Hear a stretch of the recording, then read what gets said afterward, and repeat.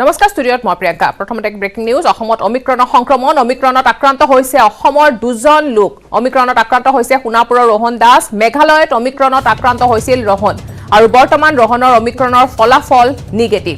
হুজাইৰ মহম্মদ মামুদ হুছেইনো আক্ৰান্ত হৈছে অমিক্ৰণত সৌদি আৰবৰ পৰা আহিছিল মামুদ হুছেইন সংবাদ মেলযোগে এই কথা জনাইছে স্বাস্থ্য মন্ত্ৰীয়ে পুনৰ জনাইছো অসমতো দেখিবলৈ পোৱা গৈছে অমিক্ৰণৰ সংক্ৰমণ অমিক্ৰণত আক্ৰান্ত হৈছে অসমৰ দুজনকৈ লোক অমিক্ৰণত আক্ৰান্ত হৈছে সোণাপুৰৰ ৰোহন দাস মেঘালয়ত অমিক্ৰণত আক্ৰান্ত হৈছিল ৰোহন আৰু বৰ্তমান ৰোহনৰ অমিক্ৰণৰ ফলাফল নিগেটিভ আহিছে হুজাইৰ মহম্মদ মামুদ নামৰ আন এজন লোকো আক্ৰান্ত হৈছে অমিক্ৰণত সৌদি আৰবৰ পৰা আহিছিল মামুদ হুছেইন আৰু এই কথা জনাইছে সংবাদ মেলযোগে স্বাস্থ্য মন্ত্ৰীয়ে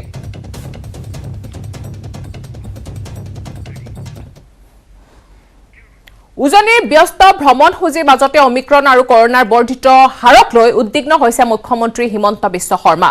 উজনিৰ ভ্ৰমণ সামৰি বৃহস্পতিবাৰে গুৱাহাটীত কৰোনাক লৈ উচ্চস্তৰীয় বৈঠকত বহিব মুখ্যমন্ত্ৰী লকডাউন নহলেও এই বৈঠকতে জাৰি কৰাৰ সম্ভাৱনা আছে বহু নিষেধাজ্ঞা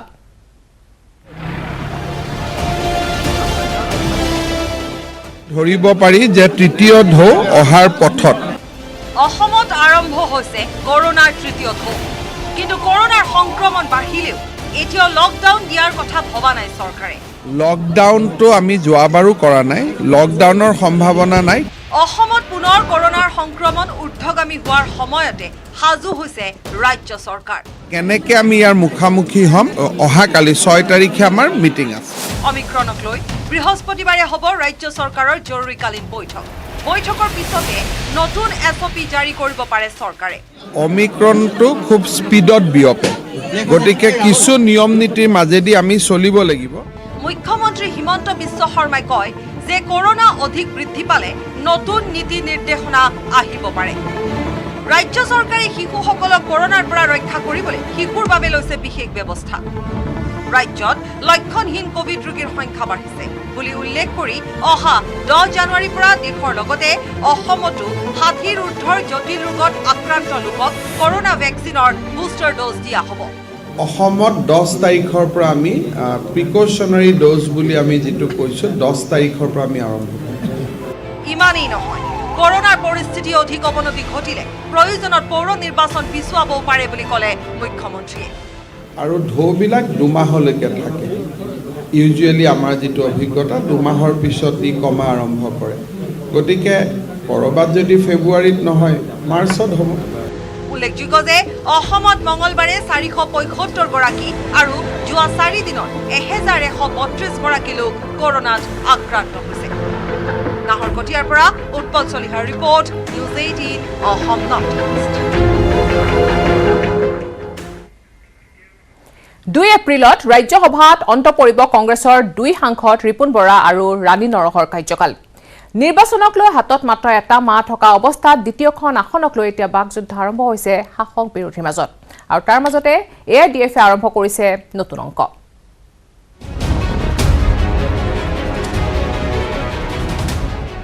ৰাজ্যসভা নিৰ্বাচনক লৈ আৰম্ভ হৈছে শাসক বিৰোধীৰ তৎপৰতা এপ্ৰিলত ৰাজ্যসভাত অসমৰ 2খন আসন খালী হ'ব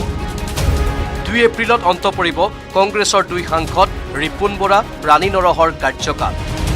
সেই মাজত এমাহ থকা অৱস্থাত ৰাজ্যসভাৰ দ্বিতীয়খন আসনক লৈ এতিয়া তুংগত উঠিছে শাসক বিৰোধীৰ বাকযুদ্ধ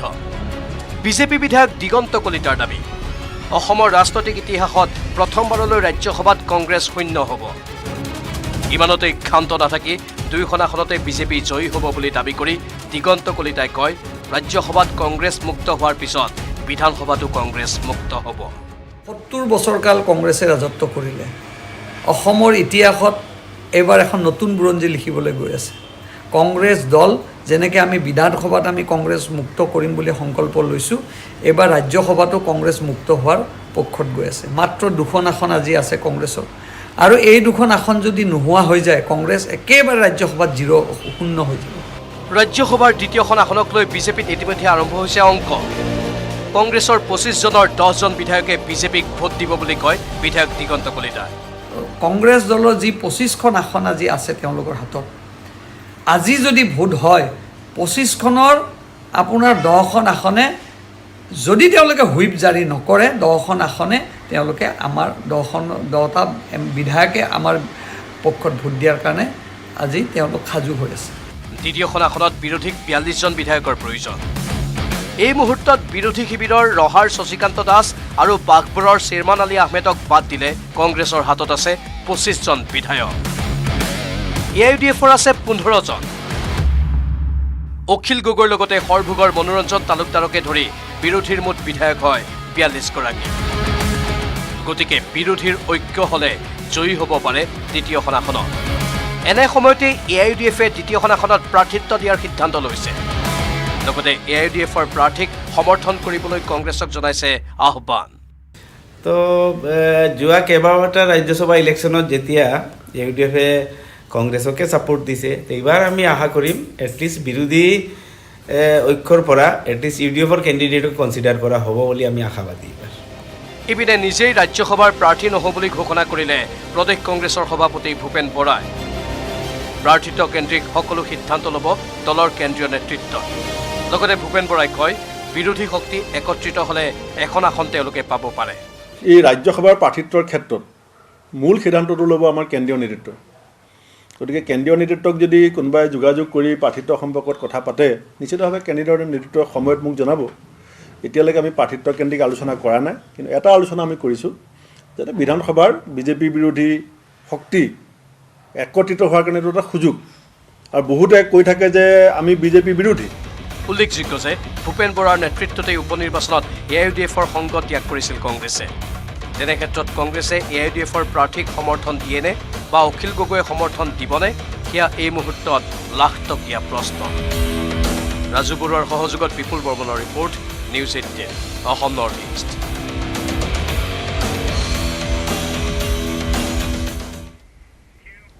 বিতৰ্কৰ মাজত সোমাই পৰিছে অসমৰ এগৰাকী পদ্মশ্ৰী বঁটা প্ৰাপক। পদ্মশ্ৰী প্ৰাপকৰ বিৰুদ্ধে যৌন নিৰ্যাতনৰ অভিযোগত গোচৰ ৰুজু কৰি আৰম্ভ কৰিছে তদন্ত। দুগৰাকীকৈ নাবালিকাক যৌন নিৰ্যাতন চলোৱাৰ অভিযোগ উত্থাপন হৈছে এইগৰাকী পদ্মশ্ৰী বঁটা প্ৰাপকৰ বিৰুদ্ধে। বিতৰ্কৰ আৱৰ্তত অসমৰ এগৰাকী পদ্মশ্ৰী প্ৰাপকৰ বিৰুদ্ধে যৌন নিৰ্যাতনৰ অভিযোগত ৰুজু গোচৰ। এগৰাকী নহয়, একে সময়তে দুগৰাকী নাবালিকাক যৌন নিৰ্যাতন চলোৱাৰ অভিযোগ উঠিছে পদ্মশ্ৰী বঁটা প্ৰাপকগৰাকীৰ বিৰুদ্ধে। দুয়োগৰাকী ভুক্তভোগী পালিত পিতৃ আছিল অভিযুক্ত পদ্মশ্ৰী প্ৰাপক। নিজা খৰচত পৰিচালিত অনাথ আশ্ৰমত কণমানি দুটিক আশ্ৰয় দিছিল পদ্মশ্ৰী প্ৰাপকগৰাকীয়ে। এটা শিশু গৃহৰ পৰা 2020 চনৰ 31 আগষ্টত কণমানি দুগৰাকীক অনাথ আশ্ৰমলৈ লৈ আহিছিল অভিযুক্তই। তাৰ পিছৰে পৰা দুয়োৰে ওপৰত যৌন নিৰ্যাতন চলোৱাৰ অভিযোগ উঠিছে সকলোৱে পৰিচিত পদ্মশ্ৰী প্ৰাপকগৰাকীৰ বিৰুদ্ধে। যৌন নিৰ্যাতনৰ বাবে মানসিক ভাৰসাম্য হেৰুৱাই পেলাইছিল কণমানি কিশোৰী দুগৰাকীয়ে। সেই কথা পোহৰলৈ অহাৰ পিছত 28 অক্টোবৰত কিশোৰী দুগৰাকীক উভতাই আনিলে শিশু কল্যাণ সমিতিয়ে। ভুক্তভোগী দুগৰাকী ভাষ্য শুনাৰ পিছতে আইনৰ কাষ চাপিল শিশু কল্যাণ সমিতি। ইতিমধ্যে জিলা আইন সেৱা প্ৰাধিকাৰী পৰ্যায়তো সম্পন্ন হৈছে তদন্ত। প্ৰাথমিক তদন্তত যৌন নিৰ্যাতন চলোৱাৰ বহু তথ্য প্ৰমাণ লাভ কৰিছে জিলা আইন সেৱা প্ৰাধিকাৰীয়ে। তেখেতে এজনী ছোৱালী ফষ্টাৰ কেয়াৰত লৈ মানে ৰিপিটেডলি যৌন নিৰ্যাতন চলাইছিলে বুলি আমি এটা খবৰ পাইছিলোঁ। তাৰপিছতে এই সংক্ৰান্তে তাৰপিছত আমি এটা এনকুৱাৰী কৰিলোঁ যে সত্য জানিবৰ কাৰণে যে যিখিনি এলিগেশ্যন আহিছে। তাৰপিছতে সেই এনকুৱাৰীত আমি ছাফিচিয়েণ্ট প্ৰাইমা ফেচি মেটেৰিয়েলছ পাইছোঁ মুখ্য ন্যায়িক দণ্ডাধীশ লখিমপুৰৰ ওচৰত। আৰু তেখেতে গোটেই বিষয়টো মোৰ যিখন পিটিশ্যন আছিলে সেই গোটেই এপ্লিকেশ্যনখন তেখেতে থানালৈ ফৰৱাৰ্ড কৰিলে ফৰ ইনভেষ্টিগেশ্যন। আৰু সেই সংক্ৰান্তে আপোনাৰ north Lakhimpur police station case number 1332 of 2021 register হৈছে। আৰু মেটাৰটো আপোনাৰ ইনভেষ্টিগেশ্যন পক্সো এক্টৰ ছেকশ্যন 6, 376 IJK 354 এনেকৈ কেইবাটাও ধাৰা লাগিছে। ইতিমধ্যে জিলা আইন সেৱা প্ৰাধিকাৰীয়ে আদালতত দাখিল কৰিছে তদন্তৰ প্ৰতিবেদন। সেই প্ৰতিবেদনৰ আধাৰতে আৰক্ষীয়ে ৰুজু কৰিছে গোচৰ। গোচৰত সন্নিৱিষ্ট হৈছে পক্সো আইনৰ 6 নম্বৰ ধাৰাৰ লগতে ভাৰতীয় দণ্ডবিধি আইনৰ 376 আৰু 352 ধাৰা। কিন্তু 17 ডিচেম্বৰত গোচৰ ৰুজু হোৱাৰ পিছতে আদালতৰ কাষ চাপিল অভিযুক্ত। ইতিমধ্যে 28 ডিচেম্বৰত অন্তৰ্বৰ্তী জামিনো লাভ কৰিছে অভিযুক্তই। বিপৰীতে 7 ফেব্ৰুৱাৰীৰ ভিতৰত আৰক্ষী কেছ ডায়েৰী দাখিলৰ নিৰ্দেশ গুৱাহাটী উচ্চ ন্যায়ালয়ৰ 7 দিনৰ অন্তৱৰ্তীকালীন জামিন লাভ কৰা অভিযুক্তক শীঘ্ৰেই গ্ৰেপ্তাৰ কৰাৰ সম্ভাৱনা আছে আৰক্ষীৰ এগৰাকী পদ্মশ্ৰী বঁটা প্ৰাপকে দুগৰাকী পালিত নাবালিকা কন্যাক যৌন নিৰ্যাতন চলোৱাৰ অভিযোগ সম্প্ৰতি চৰ্চিত হৈছে প্ৰশাসনৰ লগতে ৰাইজৰ মাজত news desk report news 17 Assam north east ইফালে অমিক্ৰণৰ ভয় শংকাৰ মাজতে ৰাজ্যত এতিয়া চলিছে ভোগালী কাটৰাৰ ব্যাপক প্ৰস্তুতি উজনি নামনিত বিহু বলিয়া ৰাইজে সাজিছে দৃষ্টিনন্দন ভেলাঘৰ অৱশ্যে কৰোনাৰ দ্ৰুত সংক্ৰমণে বিহুৰ আনন্দত বিধি পথালি দিয়াৰ আশংকাত ভুগিছে এতিয়া ৰাজ্যবাসীয়ে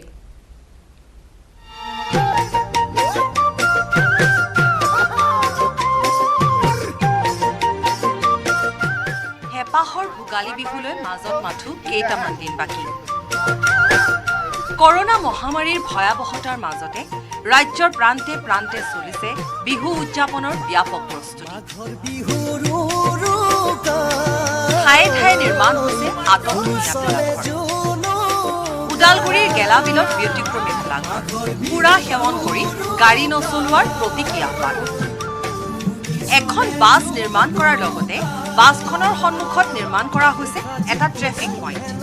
ট্ৰেফিক পইণ্টত লিখা হৈছে don't mix drink and drive সমন্বয় এক্সপ্ৰেছ নাম দিয়া বাছখনৰ চালকৰ আসনতো ৰখা হৈছে এজন গাড়ী চালক সুৰা সেৱন কৰি গাড়ী নচলাবলৈ আহ্বান জনাই সজাগতা সৃষ্টিৰ বাবে এই ভেলাঘৰ নিৰ্মাণ কৰিছে এজন গাড়ী চালকে লিখি থৈছে মুঠ খাই গাড়ী নচলাব এইটো কিহৰ কাৰণে কি আহ্বান জনাইছে এইটো মানে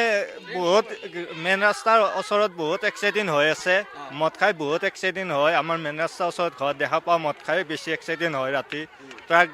ট্ৰাকবিলাক বেছি এক্সিডেণ্ট হয়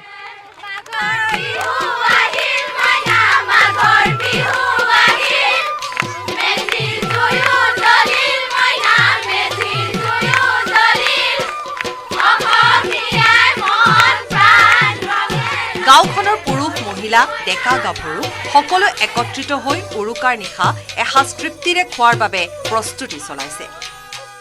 খানা হাঁহৰ মাংস আছে ছাগলী মাংস আছে পিঠা বনাব নাই পিঠা বনাম হয় পিঠা লাৰু চব বনাম আৰু বঙাইগাঁৱত শ্ৰীকৃষ্ণৰ ৰথৰ আৰ্হিত নিৰ্মাণ কৰা হৈছে মেজি উলহ মালহ পৰিৱেশত বঙাইগাঁৱৰ বান্নিপাৰা বজিতপাৰা জলাখাটাৰ ৰাইজে সাজি উলিয়াইছে আকৰ্ষণীয় ভেলাঘৰ আৰু মেজি মহাভাৰতৰ শ্ৰীকৃষ্ণৰ ৰথৰ আৰ্হিত নিৰ্মাণ কৰিছে মেজি অৱশ্যে এই ভেলাঘৰ প্ৰদৰ্শনীৰ বাবেহে নিৰ্মাণ কৰা হৈছে বুলি ৰাইজে জনাইছে আমি 15 দিন মানৰ পৰা কাম কৰি আছোঁ আৰু তাৰ ফলশ্ৰুতিত আমি এই ৰথখন নিৰ্মাণ কৰিবলৈ সক্ষম হৈছোঁ আৰু এইটো অকল প্ৰদৰ্শনী হয় দাদা এইটো অকল প্ৰদৰ্শনীৰ কাৰণে বনোৱা হৈছে আৰু আমি এইটো কেতিয়াও জ্বলাই নিদিওঁ আমাৰ জ্বলোৱাৰ কাৰণে আৰু আমি সৰু সৰুকৈ ইয়াত আকৌ বনাম তাৰমানে আমি এই 4-5 দিন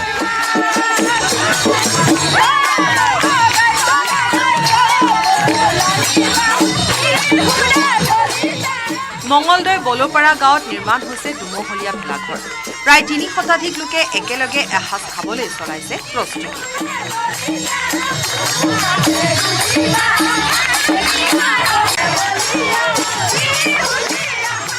একেলগে এসাঁজ খাম মাঘ বিহু ভোগালী বিহু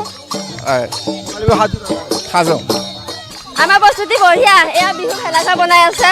আৰু লগতে আমি চাফ চাফাই কৰি আছোঁ আকৌ আমাৰ মহিলাসকল আহিছে বাইদেউসকল নাচ গান কৰি আছে তাত আমাৰ বহুত ভাল লাগিছে এনেদৰে ৰাজ্যৰ গাঁৱে নগৰে ভোগালী বিহু উদযাপনৰ ব্যাপক প্ৰস্তুতি চলিছে bureau report news 18 Assam north east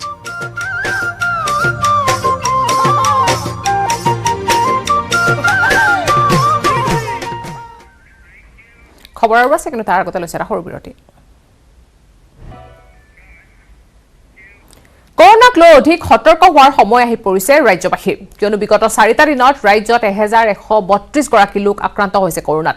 ইপিনে মণিপুৰৰ পিছত মেঘালয়ত ধৰা পৰিছে 5 জনৰ দেহত অমিক্ৰণৰ উপস্থিতি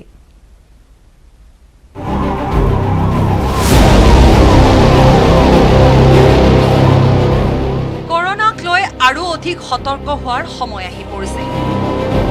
ৰাজ্যত কৰোনাৰ তৃতীয় ঢৌ আৰম্ভ হোৱা বুলি মন্তব্য প্ৰকাশ কৰিছে মুখ্যমন্ত্ৰী হিমন্ত বিশ্ব শৰ্মাই অমিক্ৰণৰ যিটো ভয়াৱহতা সেইটো অকণমান বাঢ়িছে আৰু আমাৰ প্ৰায় 120টা কেছ প্ৰতিদিনে হৈ আছিল 450লৈকে আমি গৈছোঁ গতিকে তাৰ পৰা ধৰিব পাৰি যে তৃতীয় ঢৌ অহাৰ পথত উল্লেখযোগ্য যে অসমত বিগত কেইদিনত ধাৰাবাহিকভাৱে বাঢ়িছে কৰোনাৰ সংক্ৰমণ 4 দিনত অসমত 1132 গৰাকী লোক কৰোনাত আক্ৰান্ত হৈছে কেৱল মঙলবাৰে ৰাজ্যত 475 জন লোক কৰোনাত আক্ৰান্ত হৈছে কেৱল কামৰূপ মহানগৰত আক্ৰান্ত হৈছে 190 জন আনহাতে 24 ঘণ্টাত ৰাজ্যত 3 জন কোভিড ৰোগীৰ মৃত্যু হৈছে বিগত কেইদিনত শিক্ষা প্ৰতিষ্ঠানত সংক্ৰমণৰ ঘটনা অধিক পোৱা গৈছে IIT গুৱাহাটীৰ অৰ্ধশতাধিক শিক্ষাৰ্থী আক্ৰান্ত হৈছে কৰোনাত গুৱাহাটী IITত কৰোনাৰ সম্ভেদ পোৱা গৈছে আৰু ভয়ানক ৰূপত কৰোনাৰ আগ্ৰাসন হৈছে IITৰ কেইবাগৰাকীও বিষয়া কৰ্মচাৰী আৰু অধ্যাপকো কোভিড আক্ৰান্ত হৈছে আক্ৰান্ত শিক্ষাৰ্থীসকলৰ অধিকাংশই ৰাজ্যৰ বাহিৰৰ পৰা অহা কোভিডৰ সংক্ৰমণৰ পিছতে IIT চৌহদৰ ভিতৰতে নিৰ্মাণ কৰা হৈছে কোৱাৰেণ্টাইন চেণ্টাৰ উপায়ুক্তই কণ্টেইনমেণ্ট জোন ঘোষণা কৰিছে IIT চৌহদ IITত বৰ্তমানলৈকে আমি টেষ্টিং কৰাৰ মতে 32 জনক আমি কোভিড পজিটিভ পালোঁ তাৰে ওমিক্ৰনৰ কেছ এতিয়ালৈকে ডিটেক্ট হোৱা নাই আমি টেষ্ট চেম্পলবিলাকে জিনোম ছিকুৱেন্সিঙৰ কাৰণে পঠোৱা হৈছে তাৰ বাহিৰে 70 জনৰ RT-PCR টেষ্টিঙৰ কাৰণে আমি চেম্পল লৈ গৈছোঁ বৰ্তমান তেওঁলোকৰ ষ্টুডেণ্টছ বিভিন্ন জেগাৰ পৰা এইবোৰ অহাৰ কাৰণে আৰু ষ্টুডেণ্টছ হোষ্টেলত থকাৰ কাৰণে স্প্ৰেড অকণমান আছে আমি IITত এটা কণ্টেইনমেণ্ট জোন কৰিব গৈ আছোঁ ইপিনে নুমলীগড়ৰ NRLৰ DPSতো কৰোনাৰ আতংক বিদ্যালয়খনৰ অধ্যক্ষ UC হাৰবেলা আক্ৰান্ত হৈছে কোভিডত বুধবাৰৰ পৰা সাময়িকভাৱে বন্ধ ৰখা হৈছে বিদ্যালয়খন মঙলবাৰৰ পৰা বিদ্যালয়খনত আৰম্ভ হৈছিল কোভিড প্ৰতিষেধক প্ৰদান কাৰ্যসূচী উইণ্টাৰ ব্ৰেক মানে আমাৰ কালি স্কুল ষ্টাৰ্ট হৈছেহে আমাৰ এতিয়া মানে আপোনাৰ উইণ্টাৰ ব্ৰেক আছিলে আৰু কালিৰ পৰা 9 to 12 ল'ৰা ছোৱালীখিনিৰো অনলাইন ক্লাছে হ'ব কালিৰ পৰা হ'ব তেতিয়া আমি এতিয়া ছাৰৰ সেইখিনি গম পোৱা কাৰণে আমি ল'ৰা ছোৱালীবোৰক এতিয়া ছুটি দি দিছোঁ যোৱা 24 ঘণ্টাত আমি প্ৰায় 60 জনৰ ৰেড টেষ্ট কৰাৰ ভিতৰত আমি প্ৰায় 5 জন পজিটিভ পাইছোঁ RT-PCR আমাৰ হস্পিটেলত হয় RT-PCR আমি আজি যিকেইজনৰ কৈছোঁ ৰিপৰ্ট এতিয়াও অপেক্ষা কৰি আছোঁ অহা নাই লামডিঙতো ক্ৰমাৎ বৃদ্ধি হৈছে কোভিডৰ সংক্ৰমণ ইয়াৰ পিছতে হোজাই জিলা উপায়ুক্তৰ নিৰ্দেশত লামডিঙৰ 4খন বিদ্যালয় বন্ধ ঘোষণা কৰা হয় পৰমানন্দ বিদ্যা মন্দিৰ কেন্দ্ৰীয় বিদ্যালয় বিনাপানী LP স্কুল আৰু দক্ষিণ লামডিং হাইস্কুল বন্ধ ঘোষণা কৰিছে উপায়ুক্তই আজিৰে পৰা 11 জানুৱাৰীলৈকে বিদ্যালয়খন বন্ধৰ ঘোষণা কৰা হৈছে উদ্বেগজনকভাৱে বৰঝাৰ বিমানবন্দৰতো বাঢ়িছে কোভিড আক্ৰান্তৰ হাৰ মঙলবাৰে 29 জন বিমান যাত্ৰী আক্ৰান্ত হৈছে কৰোনাত উল্লেখযোগ্য যে মঙলবাৰে কামৰূপ মহানগৰত 190 জন আক্ৰান্ত হৈছে কোভিডত ইপিনে মেঘালয়ত কৰোনাত আক্ৰান্ত হৈছে অসমৰ এজন লোকজন অমিক্ৰণত আক্ৰান্ত বুলি সন্দেহ কৰা হৈছিল যদিও অমিক্ৰণ পৰীক্ষাৰ ৰিপৰ্ট নিগেটিভ অহা বুলি জানিব পৰা গৈছে লোকজন এতিয়া গুৱাহাটীৰ ঘৰত আইচোলেশ্যন আছে আনহাতে এতিয়াৰ পৰা জৰুৰীকালীন ৰোগীসকলে চিকিৎসাৰ বাবে কোভিড টেষ্ট কৰাটো বাধ্যতামূলক নহ'ব কৰোনাৰ সংক্ৰমণ বৃদ্ধিৰ লগে লগে যাতে জৰুৰীকালীন ৰোগীসকলে চিকিৎসাৰ পৰা বঞ্চিত নহয় তাৰ বাবে স্বাস্থ্য মন্ত্ৰালয়ে এই নিৰ্দেশনা জাৰি কৰিছে bureau report news 18 Assam north east দুলীয়াজানৰ আৰক্ষী অধীক্ষক সন্মিলন সামৰি ডিব্ৰুগড়ত উপস্থিত মুখ্যমন্ত্ৰী হিমন্ত বিশ্ব শৰ্মা অসম গেছ কোম্পানীৰ কাম-কাজৰ বুজ লোৱাৰ লগতে 25 সহস্ৰাধিক ঋণগ্ৰস্ত মহিলাক প্ৰদান কৰিলে 44 কোটি টকাৰ চেক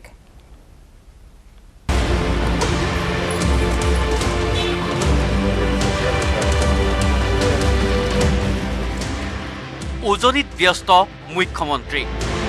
দুলীয়াজানৰ দালনী ক্লাবত আৰক্ষী অধীক্ষকৰ দুদিনীয়া সন্মিলনৰ অন্তত বুধবাৰে পুৱাই বিধায়ক তেৰছ গোৱালাৰ ঘৰ পালেগৈ মুখ্যমন্ত্ৰী খন্তেক বিধায়কৰ ঘৰত কটাই অসম গেছ কোম্পানীত উপস্থিত হ'ল মুখ্যমন্ত্ৰী উদ্যোগটোৰ কাম কাজৰ বুজ ল'লে হিমন্ত বিশ্ব শৰ্মাই দুলীয়াজানৰ দৰেই ডিব্ৰুগড়তো ব্যস্ত কাৰ্যসূচী মুখ্যমন্ত্ৰীৰ প্ৰথমে ঐতিহাসিক চৌকিডিঙি খেলপথাৰত জিলাখনৰ নিয়মীয়াকৈ ঋণ পৰিশোধ কৰি থকা 25,097 গৰাকী মহিলাক মুখ্যমন্ত্ৰীয়ে বিতৰণ কৰিলে সৰ্বোচ্চ 25,000 টকাৰ চেক। ডিব্ৰুগড়ত 44 কোটি টকাৰ চেক বিতৰণ কৰি এই ব্যৱস্থাই ৰাজ্যৰ 24 লাখ মহিলাক উপকৃত কৰিব বুলি ঘোষণা মুখ্যমন্ত্ৰীৰ। মহিলাৰ ঋণ মাফ আঁচনিত 12,000 কোটি টকা ব্যয় হ'ব বুলি ঘোষণা কৰে মুখ্যমন্ত্ৰী হিমন্ত বিশ্ব শৰ্মাই। 25,000 টকাৰ সৰ্বোচ্চ হিচাপত আমি 11 লাখ মহিলাক প্ৰথম আমি অনুপ্ৰেৰণামূলক ইংৰাজীত যাক ইনচেণ্টিভ বুলি কয় আমি ইনচেণ্টিভ দিছোঁ। 11.5 লাখ মহিলাক 25,000 কৰি যদি দিওঁ প্ৰায় 2,500 কোটি টকা আমি ৰাজ্য চৰকাৰে আপোনালোকক দিব গৈ আছোঁ। মৰাণৰ পৰা ঋষেশ্বৰ বৰুৱাৰ report, news 18 Assam north east. গাঁও চহৰ জিলাৰ খবৰত আছে আৰু খবৰ, কিন্তু তাৰ আগতে লৈছে এটা সৰু বিৰতি।